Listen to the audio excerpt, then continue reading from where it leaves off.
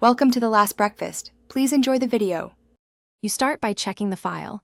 Confirm the subtitles are soft, meaning separate text tracks you can remove.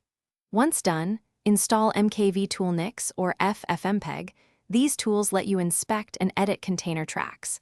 Make a backup copy of the video before you touch anything, because removing tracks is irreversible on the original.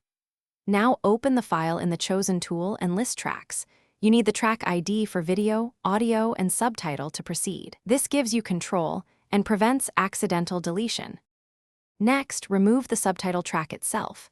If you use MKV Toolnix GUI, uncheck the subtitle track and start muxing a new file. It's visual and safe. If you prefer command line, run ffmpeg in. MKV map 0 map -0, SC copy out. MKV, this maps all streams except subtitles and copies them without re-encoding. Make sure to check the new file's duration and audio sync. This preserves quality and keeps video intact. Once the file finishes, play it to confirm subtitles are gone. Finally, finalize and troubleshoot. Play the cleaned file in different players to confirm no subtitle tracks remain. If you still see text, inspect the file with Media Info or MKV Merge I to find hidden streams. Remove them by ID. Note, hard-coded subtitles are baked into pixels. This method won't remove them.